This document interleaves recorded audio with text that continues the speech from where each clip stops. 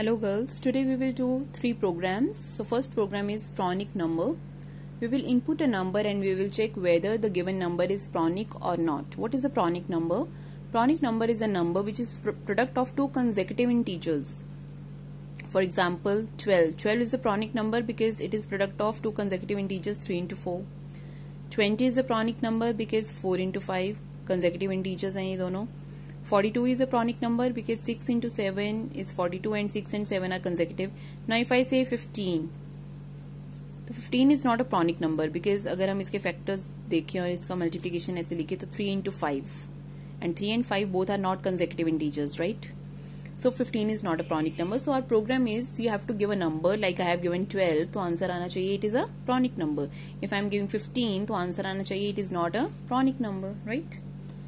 So I have to make a class for this, then function, and you can input the number using scanner class, or I have written in parameter only. You can do like this also. I am taking one n variable in parameter. I have taken 12 here for example. Now I am taking one variable prod product in which I will find the product because at the end मुझे product ही निकालनी है of two consecutive integers और consecutive integers की product निकाल के मुझे compare करना है that whether that is the given number or not. Okay, consecutive integers का जो भी मेरा प्रोडक्ट आ रहा है अगर वो मेरे नंबर से मैच कर रहा है तो that means that number is a Pronic number. But मेरे को लूप कहाँ से कहाँ तक लगानी है. So I'll start my loop from 2 not from 1 because 1 से हम मल्टीप्लाई करेंगे 1 into 12 तो 12 ही है. तो I have to start from 2 and 1 and 12 both are not consecutive numbers. तो मैं 2 से स्टार्ट करूंगी up to n by 2. जब भी हम फैक्टर्स निकालते हैं you can see for factors for smaller number 2 6 12 2 3 3 1 तो 1 2 3 6 and 12. So after this the own number आप देखना आपका लास्ट नंबर जो बड़ा नंबर होता है वो हमेशा उसका हाफ ही होता है क्योंकि 2 से हम जब मल्टीप्लाई करते हैं उसके हाफ वाले नंबर से तो उससे बड़ा नंबर नहीं कोई होता. तो हमारी लूप जाएगी हाफ तक. You can take any number and you can check this thing कि आप उसकी जब फैक्टर्स निकालोगे तो below that the own number you will see the number that is the half of that number. तो हम हाफ ऑफ द नंबर तक loop लगाएंगे, right? So I am applying the loop starting from 2 up to n by 2 i plus plus. I am finding the product of i into i minus 1. Why I am doing this i into i minus 1 because मुझे वैसे किसी दो numbers का multiplication नहीं चाहिए, मुझे चाहिए consecutive numbers का multiplication, right? So if i is 2 तो उससे एक कम नंबर उसका कंसेक्यूटिव नंबर होगा, उसी से मल्टीप्लाई करके मुझे चेक करना है कि वो मेरा गिवन नंबर है कि नहीं. So firstly i is 2, this is n is 12 divided by 2 6 तक लूप चलाऊंगी मैं, right? So 2 into 2 minus 1 1. So it will firstly do 2 into 1 that is 2. 2 ones are 2. Now I am checking जो हमारा consecutive को multiply करके consecutive numbers को multiply करके answer आ रहा है क्या वो n से इक्वल है. 2 ones are 2. 2 is equal to 12. No. तो इफ के अंदर नहीं जाएंगे हम. Then i plus plus I will become 3. 3 into 2. 3 2s are 6. क्या 6 12 के इक्वल है? No. Again it will not go inside. i will become 4. Okay. 4 I is now 4 into 3. 4 3s are 12. Is it equal to n? Yes. So our product is equal to n. So it will print it is a Pronic number and it will break. क्यों हम break कर रहे हैं कि जैसे आपको मिल गया है not to move further we will come outside the loop. It will break the loop not if. break क्या करते हैं लूप को ब्रेक कर देता है. यहाँ पे आपकी for loop खत्म हुई. This is for loop. यहाँ पे for loop खत्म हुई and then we are coming outside. Outside again we are having one condition just to print that number is not Pronic. ये भी हमें मैसेज चाहिए. अगर तो Pronic है तो प्रिंट करे Pronic है, अगर नहीं है तो मैसेज भी प्रिंट होना चाहिए it is not a Pronic number. For that we have written condition here. If ये हमारी लूप कहाँ तक चलनी थी? Less than n divided by 2 ना. और अगर less than n divided by 2 वाली कंडीशन हमारी फॉल्स है like this loop condition is false तो यहाँ पे आएगा मतलब i is greater than n divided by 2 तो it is not a Pronic number. See break अगर हमारा एग्जीक्यूट नहीं होता for example I have given number 15. Okay तो 15 is not a pronic number, कहीं पे भी आपकी ये कंडीशन ट्रू नहीं होगी तो वो कभी भी अंदर नहीं आएगा, लूप को ब्रेक नहीं करेगा, राइट? बाहर आएगा तो बाहर आके हम सीधा नहीं लिख सकते it is not a pronic number, हमें एक कंडीशन लगानी पड़ेगी। ओके, अगर बाहर आके हम कंडीशन नहीं लगाते तो जब भी वो बाहर आएगा, ये लाइन हमने लिखी होगी तो ये हर एक के लिए प्रिंट करेगा it is not a pronic number, चाहे वो 12 है, 15 है, 16 है, what ever the number it is. तो हमें एक कंडीशन लगानी पड़ेगी, if it is not a pronic number तो वो कंडीशन क्या होगी, इससे रिवर्स वाली, ये ट्रू वाली है तो रिवर्स वाली i greater than n divided by 2। So if i is greater than your n divided by 2, n divided by 2 मतलब जैसे यही नंबर ले लो 6 था n डिवाइडेड बाई 2, अगर हमारी लूप कहीं पे भी ये ट्रू नहीं होता तो वो लूप चलती रहेगी, कंप्लीट चलेगी आपकी 2 के लिए, 3 के लिए, 4 के लिए, 5 के लिए, 6 के लिए, तो i प्लस प्लस 7 होगा, तो 7 इज ग्रेटर देन 6 तो it is not a pronic number print हो जाएगा। Again I am repeating, we will take one number and we will check inside the loop whether it is pronic or not। pronic के लिए हमें दो consecutive numbers को multiply करना है। loop कहाँ से कहाँ तक चलेगी, 2 से लेके half of the number तक। Okay, half of the number तक ही चलानी है बिकॉज उसका कोई फायदा नहीं अगर हम फुल तक चलाएंगे, क्योंकि लास्ट नंबर के साथ तो बिल्कुल ही नहीं मल्टीप्लाई करना 12 को। ओके, क्योंकि कंसेक्यूटिव नंबर्स तो होंगे नहीं 12 के साथ, कोई 11 12 या 12 तो आएगा नहीं ना आपका answer.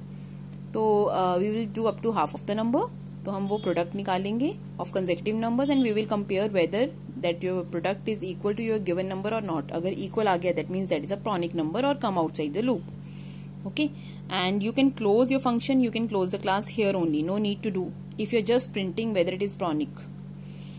And if you want to print if it is not a pronic number तो उसके लिए हमें एक कंडीशन लगानी पड़ेगी।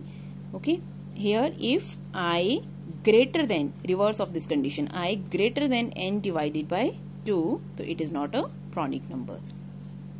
That's it, close the function, close the class।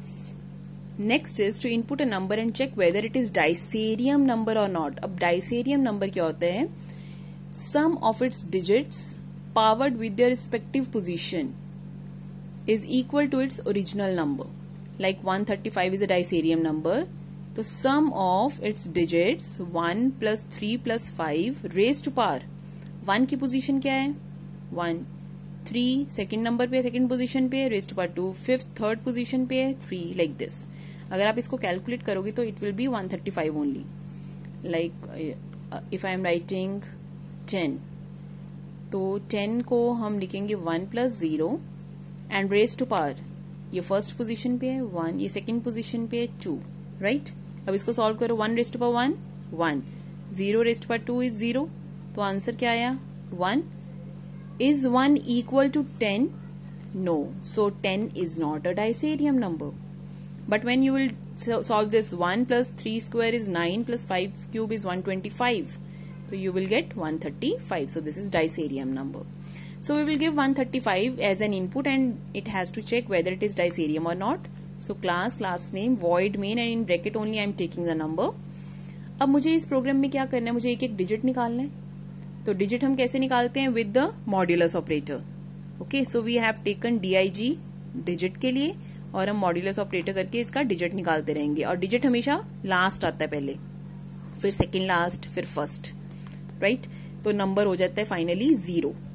तो हमें अपनी लूप कंडीशन क्या लगानी है, while n is greater than 0, तब तक हमें लूप चलानी है। तो उसके बाद हमें कंपेयर भी करना है विद द ओरिजिनल नंबर, तो हमें अपने नंबर को एक सेफ साइड पे स्टोर करके रखना है। तो हम क्या लेते हैं, एक m वेरिएबल लेते हैं। This concept you have done number of times.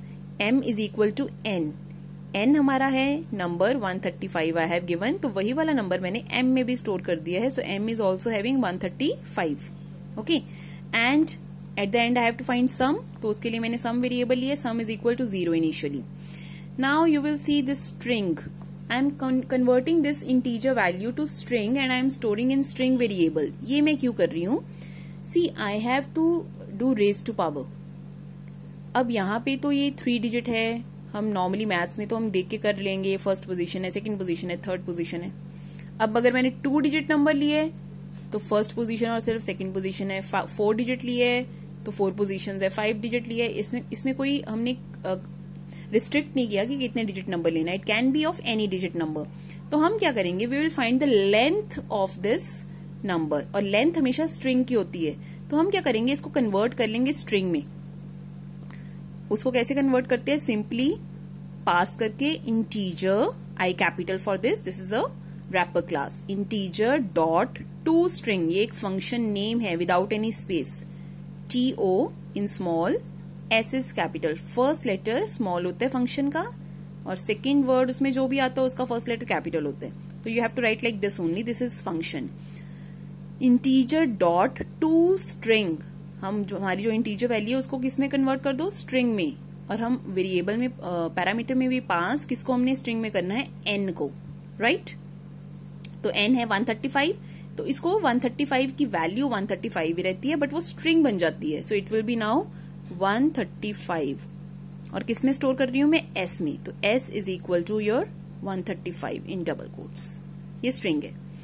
अब मैं कर क्या रही हूं, इसकी लेंथ निकाल रही हूं इस स्ट्रिंग की, व्हाट इज द लेंथ, तो this length will have the value, कितने डिजिट्स हैं, 3 डिजिट्स का नंबर है तो 3 आ जाएगा, अगर मैंने 4 डिजिट का नंबर दिया तो इसकी लेंथ 4 आ जाएगी, 5 डिजिट का नंबर दिया तो 5 आ जाएगा, सिंपल, ओके। तो लेंथ इज 3, कितने डिजिट्स हैं, राइट। नाउ सिंपल कॉन्सेप्ट, हमें डिजिट कैसे निकालते हैं, while loop n greater than 0, digit निकालेंगे, digit is equal to n modulus 10, this is the concept of finding the last digit. तो our number is 135, 135 का last digit is 5, तो digit will have value 5।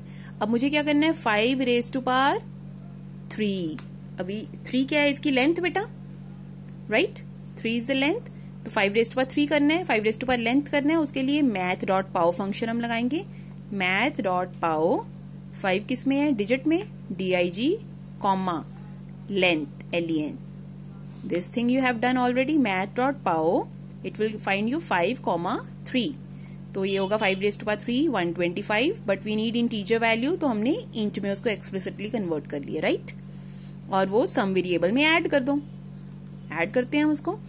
अब length minus minus, क्योंकि इसके बाद जो last digit आएगा वो आएगा 3, हमने इस नंबर को रिड्यूस कर देना है, इट विल बी 13 आफ्टरवर्ड्स, अभी हम नंबर को रिड्यूस करेंगे इस लाइन में, तो यहाँ पे इसको हमें digit raise to power 3 raise to power 2 चाहिए, तो हमने लेंथ माइनस माइनस उसके लिए करते रहना है, राइट, फिर लेंथ हो जाएगी 2, फिर लेंथ हो जाएगी 1, because we are moving like this, so length minus minus length 3 की क्या बन गई अब 2, n is equal to n divided by 10, 135 divided by 10 is 13.5, पर ये सिर्फ इंटीजर स्टोर करेगा तो 13 स्टोर करेगा, राइट, n इज 13, ऊपर आए 13 is greater than 0, yes, 13 modulus 10, 13 modulus 10 means last digit of 13 is 3, right.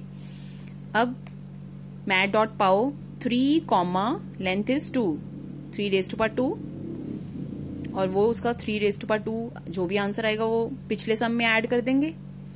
अब लेंथ माइनस माइनस 2 का क्या बन गया 1, और 13 डिवाइडेड बाई 10 इज 1.3, तो इट विल बी अगेन 1, ऊपर गए 1 मॉड्यूलस 10, नंबर इज 1 ना, 1 मॉड्यूलस 10, तो लास्ट डिजिट क्या है, एक ही तो डिजिट है इसमें, तो वही लास्ट डिजिट है 1, 1 रेज टू पावर 1 करेगा और वो आपके सम में ऐड कर देगा, लेंथ आपकी 1 से अब एक और कम होगी 0, नंबर 1 डिवाइडेड बाई 10 क्या बन जाएगा 0.1, तो क्या रह गया ओनली 0।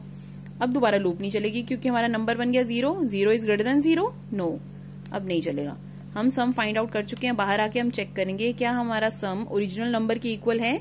ओरिजिनल नंबर हमने m में ऑलरेडी सेव करके रखा हुआ था 135, उससे कंपेयर करेंगे, इफ इट इज इक्वल तो it is a Disarium, if it is not a Disarium number, that's it. So close the function, close the class.